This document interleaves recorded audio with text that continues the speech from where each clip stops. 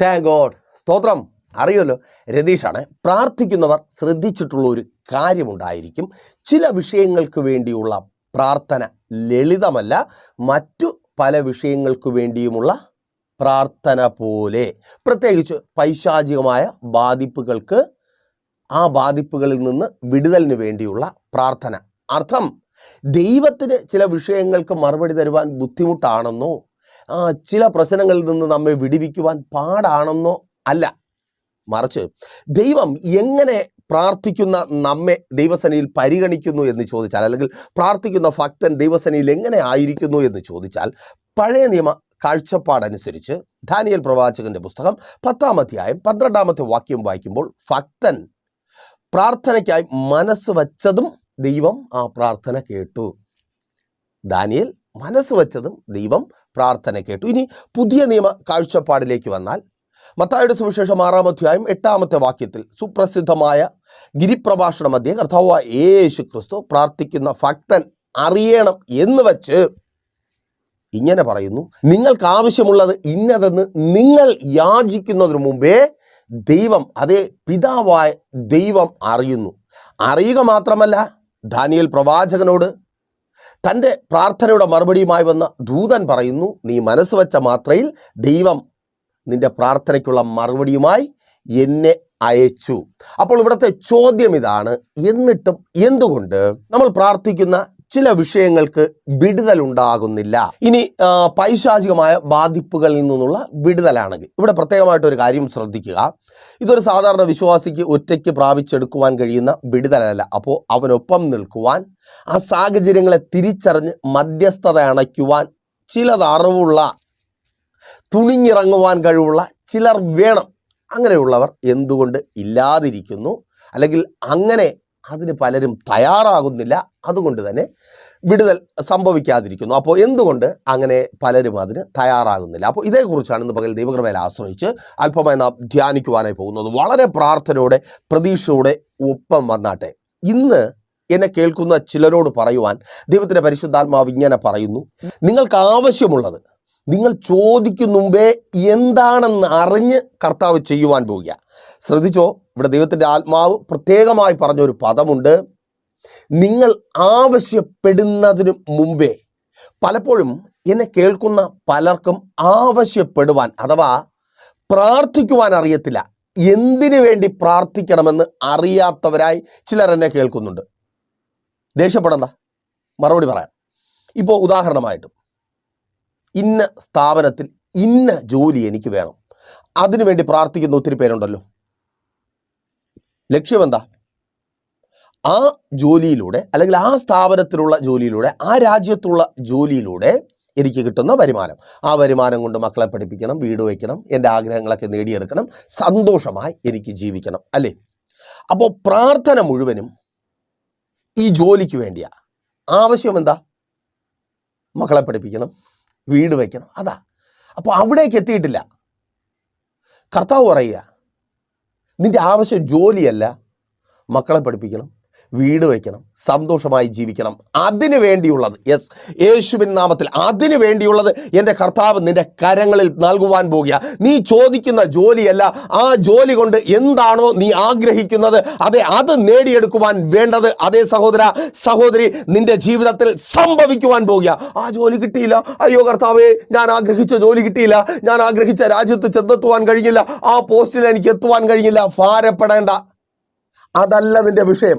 കർത്താവ് അറിയുന്നു നിന്റെ ആവശ്യം എന്തെന്ന്. കർത്താവ് അറിയുന്നു, നിനക്ക് മുമ്പേ അറിയുന്നു.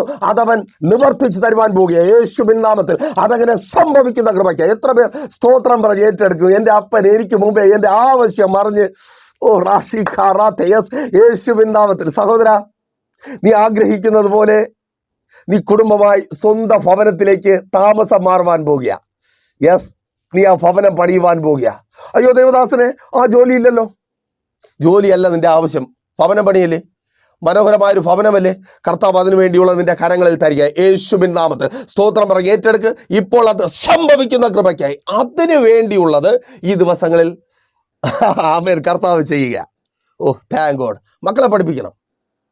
പക്ഷേ എനിക്ക് തന്നെ ജോലി ഇതുവരെ ശരിയായില്ലല്ലോ, പക്ഷേ എനിക്കിതുവരെ ജോലി ശരിയായില്ലല്ലോ, പിന്നെ എങ്ങനെ? നിന്റെ ജോലി കൊണ്ടാണോ മക്കൾ പഠിക്കുന്നത്? അല്ല. അതിന് വേണ്ടത് താങ്ക് ഗോഡ് യേശുവിൻ നാമത്തിൽ അതങ്ങനെ സംഭവിക്കുക. മക്കളെ നീ ആഗ്രഹിക്കുന്നത് പോലെ പഠിപ്പിക്കുവാൻ വേണ്ടത് അതെ, അതാണ് നിന്റെ ആവശ്യം. അതറിഞ്ഞ് കർത്താവ് ചെയ്യുവാൻ പോകുക. അപ്പോൾ അറിയത്തില്ല പലർക്കും ശരിയായി പ്രാർത്ഥിക്കുവാൻ, നമ്മുടെ ആവശ്യം എന്താണെന്ന് ദൈവസന്നിധിയിൽ വയ്ക്കുവാൻ പലപ്പോഴും നമുക്ക് കഴിയാറില്ല. കർത്താവേ, അവിടെ ട്രീറ്റ്മെൻറ്റ് ചെയ്താൽ സൗഖ്യം കിട്ടും എല്ലാവരും പറയുന്നുണ്ട്. അപ്പോൾ അതിനുവേണ്ടിയുള്ള വഴികളെ തുറക്കണമേ, സഹായികളെ ഒരുക്കി തരണമേ. ആ സർജറിക്ക് വേണ്ടി ഒരുപാട് പൈസയാവും, ഒരുപാട് ടെസ്റ്റുകൾ ചെയ്യണം, അതിനുവേണ്ടിയുള്ള വഴികളെ തുറന്നു തരണമേ. അവിടെ ട്രീറ്റ്മെൻറ്റ് ചെയ്യാൻ എനിക്ക് അതിനുവേണ്ടിയുള്ള വഴികളെ തുറന്നു തരണമേ. പ്രാർത്ഥിക്കുന്നില്ലേ? അതാണോ നിൻ്റെ ആവശ്യം? അല്ല. അതാണോ? അല്ല. പിന്നെ വിടുതൽ ആവശ്യം. സ്തോത്രം യേശുവിൻ നാമത്തിൽ. ദൈവം പറയുക, നിന്റെ ആവശ്യം ദൈവം അറിഞ്ഞിട്ടുണ്ട്. അതേ, സൗഖ്യമെന്ന വിടുതലെന്ന നിന്റെ ആവശ്യം, ഇന്ന് നീ ആയിരിക്കുന്ന ബാധിക്കപ്പെട്ട രോഗത്താൽ ബാധിക്കപ്പെട്ട അവസ്ഥയിൽ നിന്നുള്ള പുറത്തു വരവ് എൻ്റെ അപ്പൻ അറിഞ്ഞിട്ടുണ്ട്. അതേ, പുറത്തു വരുവാൻ തക്കവണ്ണം നിന്നെ സൗഖ്യമാക്കിയ യേശുവിൻ നാമത്തിൽ വിട്ടുമാറാതെ വെളിപ്പെട്ട് നിൽക്കുന്ന ആ രോഗബന്ധനം ഇനി അവിടെ ട്രീറ്റ്മെൻറ്റ് ചെയ്താൽ മാത്രമേ സൗഖ്യമാകൂ എന്ന് നീ ചിന്തിച്ചു ഭാരപ്പെടുന്ന, ഇനി അത്രയും വലിയ എമൗണ്ട് ഉണ്ടെങ്കിൽ മാത്രമേ എനിക്ക് രോഗത്തിൽ നിന്ന് പുറത്തു വരുവാൻ കഴിയൂ എന്ന് നീ ചിന്തിച്ചു ഭാരപ്പെടുന്ന സഹോദര സഹോദരി, മാതാവേ പിതാവേ, നിങ്ങൾ ചിന്തിച്ചു ഭാരപ്പെടുന്ന അതെ ആ രോഗത്തെ എൻ്റെ കർത്താവ് സൗഖ്യമാക്കിയ യേശുവിൻ നാമത്തിൽ ഇപ്പോൾ സൗഖ്യമാകാ. സ്തോത്രം പറഞ്ഞ് ഏറ്റെടുക്കുക. ആ സൗഖ്യം വ്യാപരിക്കുക. ആമേൻ. ആവശ്യം പലപ്പോഴും വിട്ടുപോകുന്നു.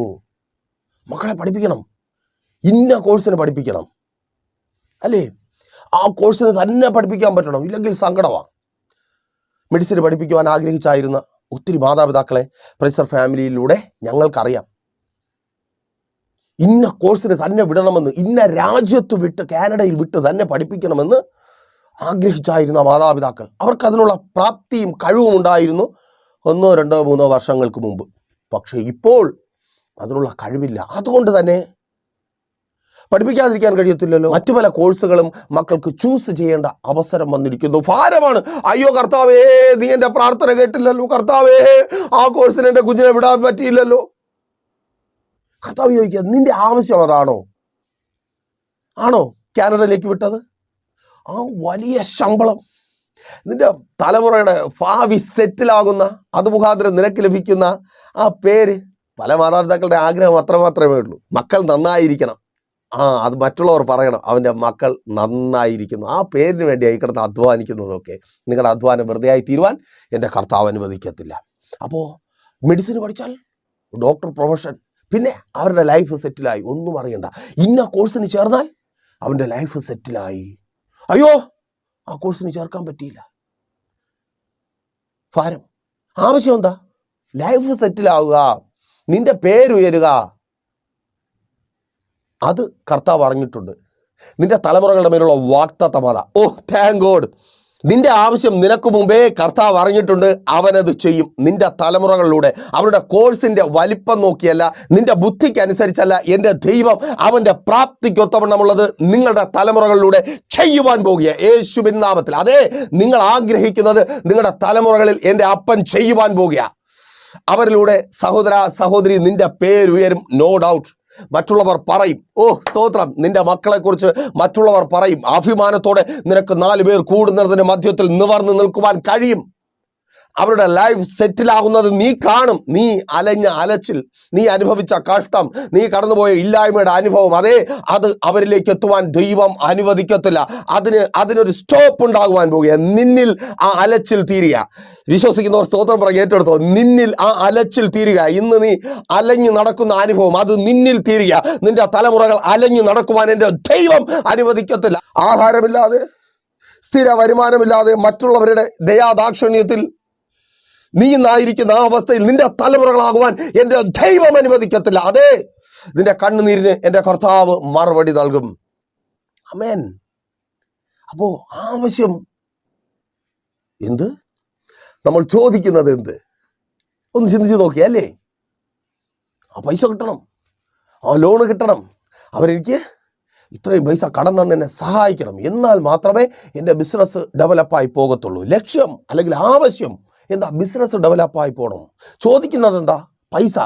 അവർ കടം തരണം, ആ ലോണ് കിട്ടണം, ആ വസ്തു വിറ്റ് ആ പൈസ ഇതിനകത്ത് ഇൻവെസ്റ്റ് ചെയ്ത് ഈ കടത്തിൽ നിന്ന് ബിസിനസ്സിനെ പുറത്തു കൊണ്ടുവരുവാൻ കഴിയണം. ബിസിനസ്സിൻ്റെ ഉയർച്ച ആവശ്യം.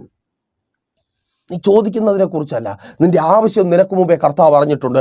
ആ ബിസിനസ്സിൻ്റെ ഉയർച്ച എന്ന നിന്റെ ജീവിതകാലം മുഴുവൻ നീ അധ്വാനിച്ചതും നീ സമ്പാദിച്ചതും കടം വാങ്ങിയതും പലിശയ്ക്കെടുത്തതും ചേർത്ത് നീ ആരംഭിച്ച നിന്റെ ആ സംരംഭത്തിൻ്റെ, അത് വലുതായിക്കൊള്ളട്ടെ ചെറുതായിക്കൊള്ളട്ടെ, എന്നെ കേൾക്കുന്ന പ്രിയരെ, അതിൻ്റെ വളർച്ച, അതിൻ്റെ ഉയർച്ച, അതിലൂടെയുള്ള നന്മ, അത് നിന്റെ ആവശ്യമാണ്. അതെൻ്റെ അപ്പൻ അറിയുന്നു. അത് ഉയരുവാൻ പോവുക. യേശുവിൻ നാമത്തിൽ ആ ബിസിനസ് വളരുക, നിനക്ക് തണലാകും വിധം, നിനക്ക് ഫലം തരും വിധം. ഓ റാഷി യേശുവിൻ നാമത്തിൽ അതിന് വിരോധമായി വാദിച്ചു വെല്ലുവിളിക്കുന്ന സകല പോരുകളും പോരാട്ടങ്ങളും യേശുവിൻ നാമത്തിൽ ഇപ്പോൾ വിട്ടുമാറുക. Thank God. ആവശ്യം എന്താ? നിന്റെ ഭർത്താവിനൊപ്പം സന്തോഷത്തോടെ സമാധാനത്തോടെ നീ ആഗ്രഹിക്കുന്നത് പോലെ, സ്വപ്നം കണ്ടതുപോലെ, കർത്താവ് നിന്നോട് പറഞ്ഞതുപോലെ നിനക്ക് ജീവിക്കണം. പക്ഷെ ചോദിക്കുന്നത് എന്താ? അപ്പാ ആ കൂട്ടുകെട്ട് തകർക്കണമേ അപ്പാ, അല്ലേ? ചോദ്യങ്ങൾ വേറെ വേറെ ലെവലിലേക്ക് പോവുകയാണ്. അതല്ല നിന്റെ ആവശ്യം. സന്തോഷമായി സമാധാനമായി ജീവിക്കണമെന്ന് നിന്റെ ഭർത്താവിനൊപ്പം, അതേ ആ ആവശ്യം കർത്താവ് നിനക്ക് മുമ്പേ അറിഞ്ഞിട്ടുണ്ട്. അതിന് തക്കവണ്ണം പുറത്ത് നിൽക്കുന്ന അവനെ എൻ്റെ കർത്താവ് അകത്തു കൊണ്ടുവരിക. യേശുവിൻ നാമത്തിൽ തകർന്നു പോയ നിന്റെ കുടുംബജീവിതത്തെ എൻ്റെ അപ്പൻ പണിതെടുക്കുക. സ്തോത്രം പറഞ്ഞ് ഏറ്റെടുക്കുക. സഹോദരി, അതങ്ങനെ സംഭവിക്കുക. സഹോദര, അതങ്ങനെ സംഭവിക്കുന്ന കൃപയ്ക്കായി. ഓ താങ്ക് ഗോഡ്. നിന്റെ ആവശ്യം അതാ. നിന്റെ ഭാര്യയ്ക്കൊപ്പം സന്തോഷമായിട്ട് ജീവിക്കണം, അത്രയല്ലേ ഉള്ളൂ. അത് അപ്പൻ അറിഞ്ഞിട്ടുണ്ട്. അതിനുവേണ്ടി നീ പ്രാർത്ഥിക്കുന്ന യെസേ പോലത്തെ പ്രാർത്ഥന, ഓ സ്തോത്രം, ഓരോ ദിവസവും ഓരോ പ്രാർത്ഥനയാണ്. ആമേൻ. ഇന്നലെ അവൻ്റെ കൂട്ടുകെട്ടായിരുന്നു പ്രാർത്ഥനാ വിഷയം. ഇന്ന് മദ്യപാനശീലമാണ്. നാളെ അയ്യോ പ്രാർത്ഥന ഇങ്ങനെ ചേഞ്ച് ചെയ്ത് ആവശ്യത്തിൽ നിന്ന് മാറിപ്പോകുന്നു. ആവശ്യം എന്താ? എനിക്കെൻ്റെ ഭർത്താവിനൊപ്പം സന്തോഷമായി ജീവിക്കണം, എനിക്കെൻ്റെ ഭാര്യയ്ക്കൊപ്പം സന്തോഷമായി ജീവിക്കണം. അതെൻ്റെ കർത്താവ് അറിഞ്ഞിട്ടുണ്ട്. അതേ സഹോദരി, അതെൻ്റെ കർത്താവ് അറിഞ്ഞിട്ടുണ്ട്. നീ സന്തോഷമായി നിന്റെ ഭർത്താവിനൊത്ത് ദേശത്തിൽ ജീവിക്കുവാൻ പോവുക. ഓ താങ്ക് ഗോഡ്. നിങ്ങളെ സെപ്പറേറ്റായി കണ്ടവരുടെ മധ്യത്തിൽ നിങ്ങൾ ഒരുമിച്ച് ജീവിക്കുവാൻ പോവുക. മർക്കോസിൻ്റെ സുവിശേഷം 4-ാം അധ്യായം 37-ാമത്തെ വാക്യത്തിൽ ഇങ്ങനെ രേഖപ്പെടുത്തിയിരിക്കുന്നു: അപ്പോൾ വലിയ ചുഴലിക്കാറ്റുണ്ടായി, പടകിൽ തിര തള്ളിക്കയറുക കൊണ്ട് അത് മുങ്ങുമാറായി. ഒരു വിടുതൽ ലക്ഷ്യം വെച്ചുള്ള യാത്ര ചെയ്യുന്നതാരാണ്? കർത്താവായ യേശു ക്രിസ്തുവിൻ്റെ ശിഷ്യന്മാർ. വിടുതൽ ആർക്കാണ്? എന്തിൽ നിന്നാണ്? ഗദരദേശത്തിലെ ഭൂതഗ്രസ്തനെന്ന് നാം അറിയുന്ന, അല്ലെങ്കിൽ സുവിശേഷം നമ്മെ പരിചയപ്പെടുത്തുന്ന വ്യക്തിക്ക് എന്തിൽ നിന്നാണ് വിടുതൽ? ഭൂതബാധയിൽ നിന്ന് വിടുതൽ. അപ്പോൾ ഇതൊരു പ്രാർത്ഥനയായി നിങ്ങൾ മനസ്സിലാക്കിയേ. പിശാച് ബാധിച്ച ഒരു വ്യക്തിയെ സ്വതന്ത്രമാക്കണം. അപ്പോൾ നിങ്ങൾക്ക് സ്വാഭാവികമായിട്ടും ഒരു സംശയം വരാം, ദേവദാസനെ, അങ്ങനെ പിശാച് ബാധിച്ച ആരെയും എൻ്റെ വീട്ടിനകത്ത് ഞാൻ കാണുന്നില്ലല്ലോ.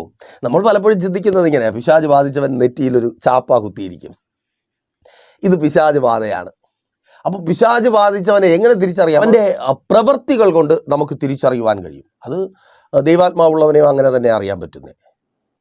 ഫലം കണ്ട് വൃക്ഷത്തെ തിരിച്ചറിഞ്ഞുള്ളൂ. ചുമ്മാ വായിട്ടലയ്ക്കുന്നത് കണ്ട് വൃക്ഷത്തെ തിരിച്ചറിയാൻ വേണ്ടി നിൽക്കരുത്. ഞാനല്ല പറഞ്ഞ്, ബൈബിൾ അതാ പറയുന്നത്. നോക്കിയേ, ഇവൻ എങ്ങനെയായിരിക്കുന്നു? ഇവനൊരു വ്യക്തിയാണ്, ഒരു യുവാവാണ്.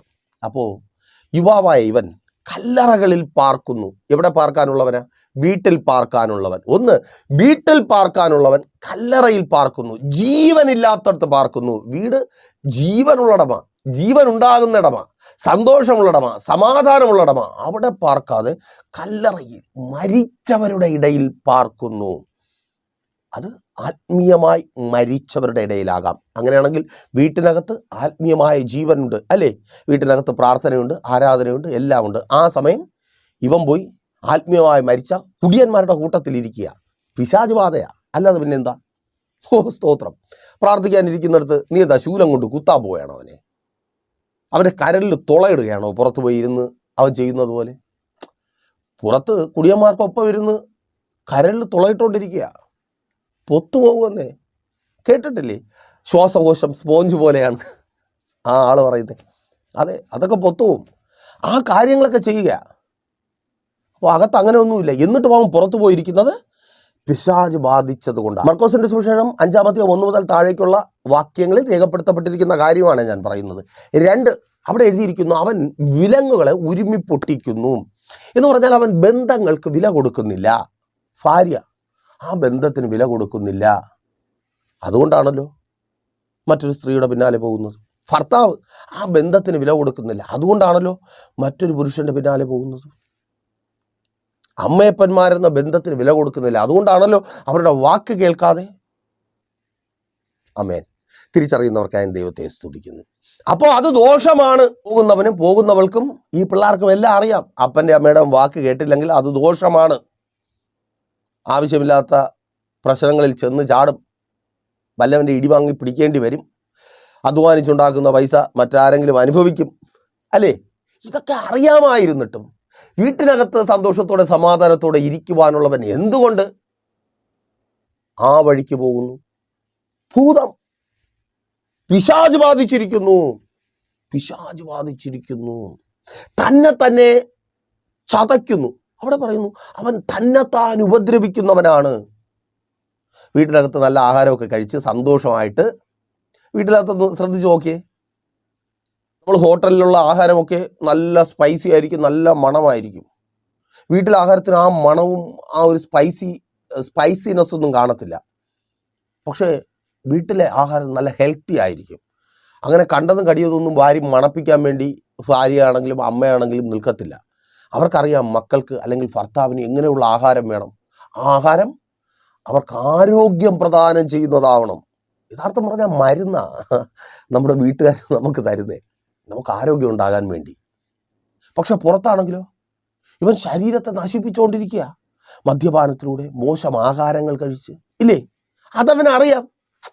എന്നിട്ടും പിശാച് ബാധിച്ചിരിക്കുന്നു. ആമേൻ. വിവസ്ത്രനാണ്, നല്ല ടിപ്പ് ടോപ്പിൽ ഭാര്യ തേച്ചിട്ട് കൊടുക്കുന്ന ഡ്രസ്സ്, അമ്മ അലക്കി തേച്ച് കൊടുക്കുന്ന ഡ്രസ്സ് വിട്ട് പോകുന്ന പിള്ളേരും ചേട്ടന്മാരും ഒക്കെ പുറത്തു പോയാൽ പോസ്റ്റിൻ്റെ മുട്ടിൽ ഡ്രസ്സില്ലാതെ കിടക്കുക.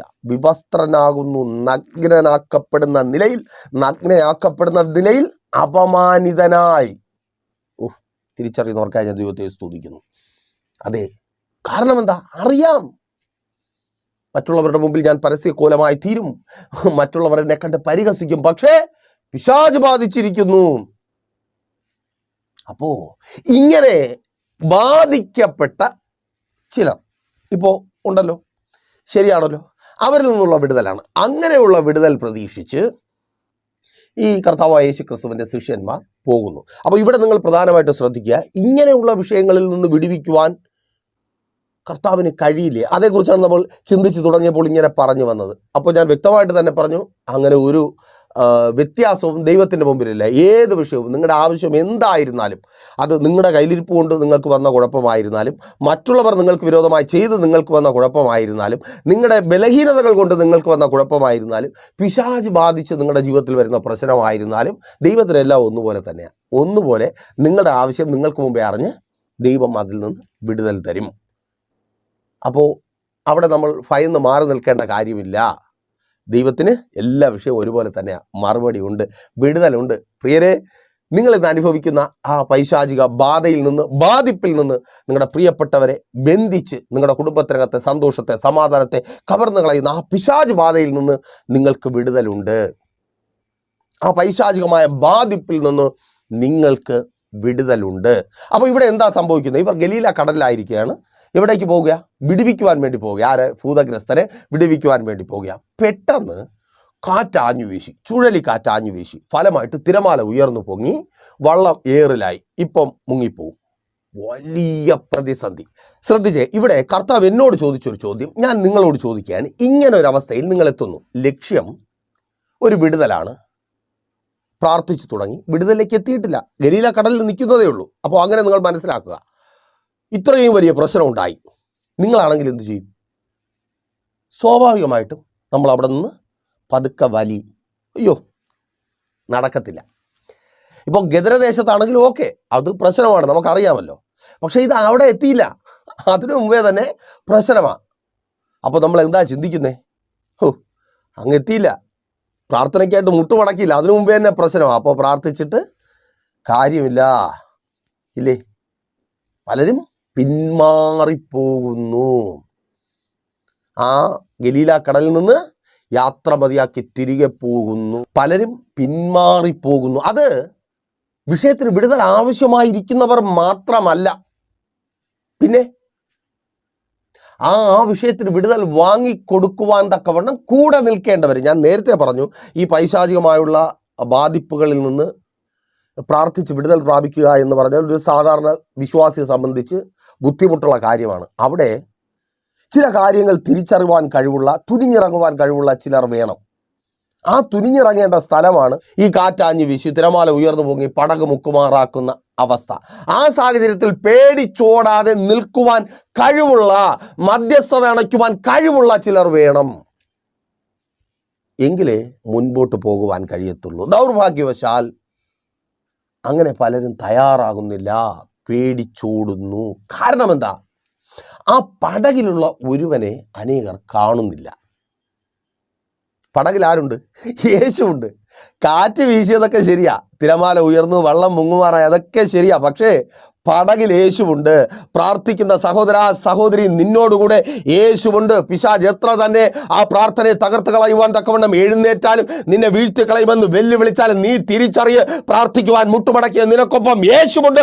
ഒരു പിശാചിനും അവൻ്റെ പ്രവൃത്തികൾക്കും നിന്നെ തകർക്കുവാനോ നിന്റെ പ്രാർത്ഥനയെ ജയിക്കുവാനോ കഴിയത്തില്ല. അർത്ഥം, ജയം നിനക്കുള്ളതാണ്, പ്രാർത്ഥിക്കുന്ന നിനക്കുള്ളതാണ്. പക്ഷേ ഇത് അനേകർക്ക് കാണുവാൻ കഴിയുന്നില്ല. ആ പടകിനകത്തുള്ള യേശുവിനെ കാണുവാൻ കഴിയുന്നില്ല. കാരണം അനേകർ ഈ പ്രശ്നങ്ങളിൽ നിന്നുള്ള വിടുതൽ അംഗീകരിക്കുവാൻ തയ്യാറല്ല. കാറ്റാഞ്ഞു വീശുന്നു, തിരമാല ഉയർന്നു പൊങ്ങി പടക് മുങ്ങാറാകുന്ന അവസ്ഥ ഒരു ഭയങ്കരമായ ബുദ്ധിമുട്ടാണ്. അവിടെയുള്ള വിടുതൽ സൂപ്പർ നാച്ചുറലാണ്. കർത്താവ് ചെയ്യുന്നത് അതാ. കാറ്റിനെ ശാസിച്ചു, തിരമാലയെ അടക്കി, കടലിനെ അടക്കി. അപ്പോൾ അത് സൂപ്പർ നാച്ചുറലാണ്. അത് മനുഷ്യന് ചെയ്യാൻ കഴിയുന്ന കാര്യമാണോ? ഇന്ന് നമ്മെ വിടുവിക്കേണ്ട അനേകർ, നമുക്ക് വേണ്ടി പ്രാർത്ഥിക്കേണ്ട, നമ്മളായിരിക്കുന്ന വിഷയത്തിൽ നിന്ന് വിടുതൽ വാങ്ങിച്ചു തരേണ്ട, നമുക്കൊപ്പം നിന്ന് മധ്യസ്ഥത അണച്ച് വിടുതൽ വാങ്ങിച്ചു തരേണ്ട ഒത്തിരി പേർ മനുഷ്യന് കഴിയാത്ത കാര്യങ്ങൾ ദൈവത്തിന് കഴിയുമെന്ന് പറഞ്ഞാൽ വിശ്വസിക്കുന്നില്ല. ചുറ്റുപാടും സോഷ്യൽ മീഡിയകളിലൂടെ നോക്കി ഒരു അത്ഭുതം സംഭവിച്ചു എന്ന് പറഞ്ഞാൽ നമ്മൾ അഭിഷിക്തന്മാരായി കാണുന്ന, നമ്മൾ നമ്മുടെ പ്രാർത്ഥനാ വിഷയങ്ങൾക്ക് മറുപടി ദൈവത്തിലൂടെ വാങ്ങിത്തരുമെന്ന് പ്രതീക്ഷിക്കുന്നവർ തന്നെയാണ് ചാടി വീഴുന്നത്. ഒരു കള്ളൻ, അവൻ കള്ളൻ പറഞ്ഞു, അവൻ കള്ളനാണ്, അത്ഭുതം. പിന്നെ കാരണം യേശുവിനെ അനേകർ ഇന്ന് കാണുന്നില്ല, പ്രശ്നങ്ങളെ കാണുന്നുണ്ട്. ആ പ്രശ്നങ്ങൾക്കൊന്നും പരിഹാരം തരുവാൻ യേശുവിന് കഴിവില്ല എന്ന് പറഞ്ഞ് യേശുവിനെ കാണാതെ ആയിരിക്കുന്ന ഒത്തിരി പേർ. അങ്ങനെയുള്ളവർക്ക് കൂടെ വരുവാൻ കഴിയത്തില്ല. അതെ, അപ്പോൾ തുനിഞ്ഞിറങ്ങുന്ന ചിലരുണ്ടെങ്കിൽ മാത്രമേ ആ ഗലീല കടലിൽ നിന്ന് അപ്പുറം കടന്ന് വിടുതലിൻ്റെ അടുക്കൽ എത്തുവാൻ കഴിയത്തുള്ളൂ. ആ പ്രശ്നത്തിൻ്റെ അടുക്കൽ എത്തുവാൻ കഴിയണമെങ്കിൽ തുനിഞ്ഞിറങ്ങുവാൻ കഴിവുള്ളവരുണ്ടാകണം. പ്രശ്നമാണ് കാറ്റാഞ്ഞു വീശുന്നതും തിരമാല ഉയർന്നു പോകുന്നതും പ്രശ്നമാണ്. ഗദരദേശത്തിലെ ഭൂതഗ്രസ്തൻ്റെ കാര്യം വായിക്കുമ്പോൾ നമ്മിൽ പലരും ചിന്തിക്കും അതൊരു ഈസി കാര്യമാണ്, അവിടെ ഒന്നുമില്ല, ശിഷ്യന്മാരും കർത്താവും അവിടെ ചെല്ലുന്നു, ഭൂതം പുറത്തു പോകുന്നു, ഇത്രയേ ഉള്ളൂ, ഭൂതം പുറത്തു പോയി. അതൊരു ലളിതമായ കാര്യമാണെന്ന് പലരും ചിന്തിക്കുന്നു. എന്നാൽ അങ്ങനെയല്ല, യാത്ര ദുഷ്കരമാണ്. നിങ്ങളിൽ എത്ര പേർ വാഹനം ഉപയോഗിക്കുന്നവരുണ്ട്? വാഹനം ഉപയോഗിക്കുന്ന എത്ര പേർക്ക് ടയറിന് ഗ്യാരണ്ടി കിട്ടിയിട്ടുണ്ട്? ടയറിന് ഗ്യാരണ്ടിയോ എന്ന് നിങ്ങൾ ചോദിക്കും. എന്നാൽ ടയറിന് ഗ്യാരണ്ടി ഉണ്ട്. പുതിയ ടയറിട്ട് അത് നടുവെ പിളർന്നു പോയാൽ ഗ്യാരണ്ടി കിട്ടും. എത്ര പേർക്ക് അങ്ങനെ സംഭവിച്ചിട്ടുണ്ട്? സംഭവിക്കത്തില്ല. പക്ഷേ ഞങ്ങൾക്ക് അങ്ങനെ സംഭവിച്ചിട്ടുണ്ട്, ഗ്യാരണ്ടി കിട്ടിയിട്ടുണ്ട്. ഒരു വൈകുന്നേര സമയം ടയർ മാറ്റിയിട്ടു വീട്ടിൽ വന്നു. രാത്രി ഒരു ഫോൺ വരിക, ഭൂതം ബാധിച്ച ഒരു സ്ത്രീ, ഒരു സഹോദരി. അപ്പോൾ അവിടെ പോകണം. രാത്രി ഞങ്ങൾ പ്രാർത്ഥിച്ചു. അങ്ങോട്ടുള്ള യാത്രയിൽ പെട്ടെന്ന് ഞങ്ങളുടെ വീട്ടിൽ നിന്നൊരു 300-400 മീറ്റർ റോഡിലെത്താൻ വേണ്ടിയിട്ട് വേണം. ആ റോഡിലെത്തി പെട്ടെന്നൊരു ശബ്ദം കേട്ടു. ടയർ രണ്ടായിട്ട് കീറിയതാണ്. പുതിയ ടയറാണ്. പിറ്റേ ദിവസം പുതിയ ടയറും കിട്ടി, ഗ്യാരണ്ടി കിട്ടി, ടയറിന് ഗ്യാരണ്ടി കിട്ടി. അപ്പോൾ അവർക്കൊക്കെ അത്ഭുതമാണ്. അവർ ആ ടയർ ഷോപ്പിട്ട് അങ്ങേര് പറയുക, അങ്ങേര് ടയർ ഷോപ്പിട്ടിട്ട് വർഷങ്ങളായി, ഇതുവരെ ഇങ്ങനെ ഒരു ഗ്യാരണ്ടി കൊടുക്കേണ്ടി വന്നിട്ടില്ല, അല്ലെങ്കിൽ റീപ്ലേസ് ചെയ്യേണ്ടി വന്നിട്ടില്ല. അപ്പോൾ ചില്ലറ കളിയല്ല. പിശാച് വിടത്തില്ല. പിശാച് ബാധിച്ച് അവകാശം പറഞ്ഞിരിക്കുന്ന ചിലതിനെ പിടിച്ചെടുക്കുവാൻ ഇറങ്ങിത്തിരിച്ചാൽ വില കൊടുക്കേണ്ടി വരും, അടി കൊള്ളേണ്ടി വരും, പടക് മുങ്ങുമാറാകും, പ്രശ്നങ്ങളുണ്ടാകും, പ്രതികൂലങ്ങളുണ്ടാകും, വെല്ലുവിളികളുണ്ടാകും. ഇത് തിരിച്ചറിഞ്ഞ് പലരും ഇതിന് തല വയ്ക്കത്തില്ല. സ്തോത്രം. തിരിച്ചറിയുന്നവർക്ക് ഞാൻ ദൈവത്തെ സ്തുതിക്കുന്നു. അങ്ങനെ പേടിക്കാതെ എങ്ങനെ മുൻപോട്ട് പോകുവാൻ കഴിയും? യേശു കൂടെയുണ്ട്. ഏത് പ്രതിസന്ധിയെയും അതിജീവിക്കുവാൻ, അടിക്കുവാൻ വരുന്ന പിശാചിനെ ഇടിക്കുവാൻ കഴിവുള്ള യേശു കൂടെയുണ്ടെന്ന് തിരിച്ചറിഞ്ഞ് മുൻപോട്ട് പോകുന്നവൻ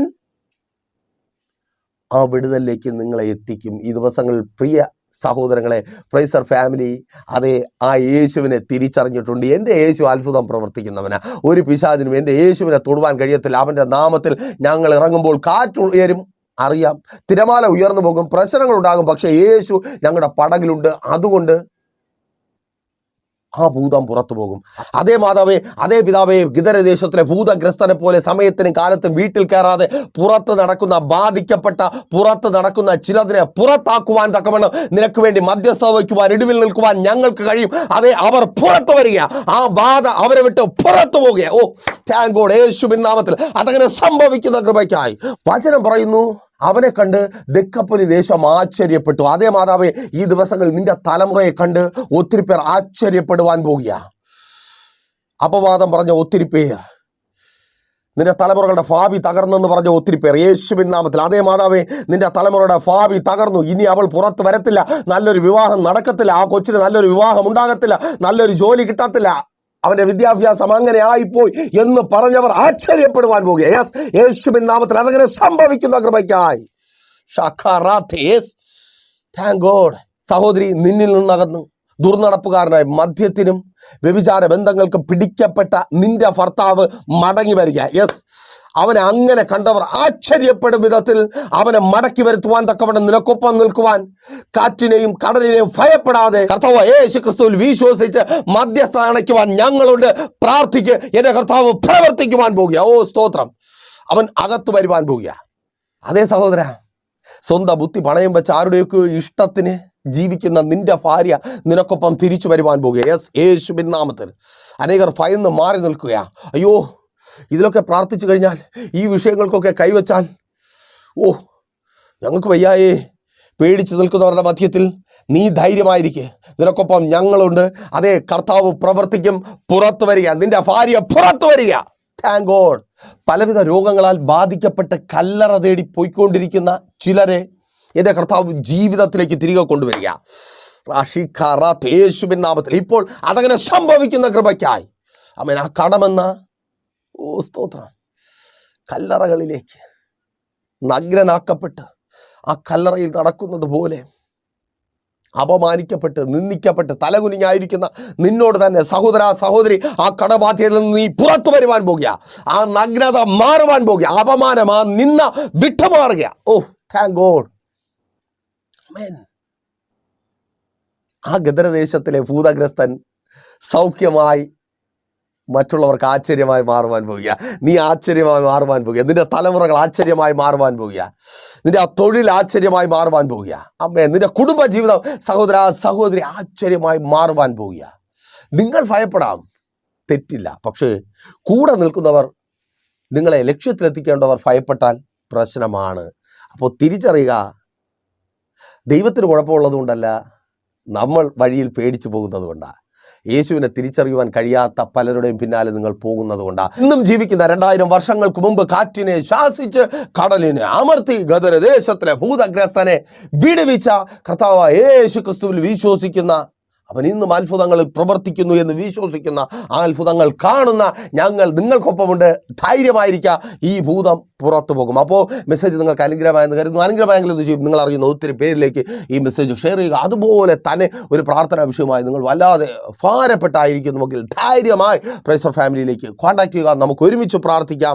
നിങ്ങളായിരിക്കുന്ന അവസ്ഥ തിരിച്ചറിഞ്ഞ് നിങ്ങൾക്കൊപ്പം നിൽക്കുവാൻ, ബന്ധിക്കപ്പെട്ട, ബാധിക്കപ്പെട്ട അവസ്ഥയിൽ നിങ്ങളെ പുറത്തു കൊണ്ടുവരുവാൻ കർത്താവ് ഞങ്ങളെ പ്രയോജനപ്പെടുത്തുന്ന ഈ ദിവസങ്ങളിൽ അനേകരുടെ ജീവിതത്തിൽ പ്രയോജനപ്പെടുത്തുന്നത് പോലെ തന്നെ എന്ന കണ്ണടച്ചോ പ്രാർത്ഥിക്കാം. വിശ്വസ്ത കർത്താവ്, നല്ല ദൈവമേ, അനുഗ്രഹവും പ്രശാന്തവുമായിരിക്കുന്ന നല്ല സമയം അടിയൊപ്പമായിരിക്കുന്ന ഈ ജനത്തെ അങ്ങയുടെ കരങ്ങളിൽ ഏൽപ്പിക്കുന്നു. പല നിലകളിൽ ബാധിക്കപ്പെട്ടവർ, ഭയന്ന് പിന്മാറി നിൽക്കുന്നവർ, വിടുതൽ അനുഭവിക്കുവാൻ കഴിയാതെ അതിനു മുമ്പേ പിശാചൊരുക്കുന്ന പ്രതികൂലങ്ങളിൽപ്പെട്ട് ഭയന്ന് പിന്മാറി നിൽക്കുന്നവർ, ഒപ്പം നിൽക്കുവാൻ ആരുമില്ലാതെ പേടിച്ചായിരിക്കുന്നവർ, ഇന്ന് ഇവർ വിടുവിക്കപ്പെടട്ടെ.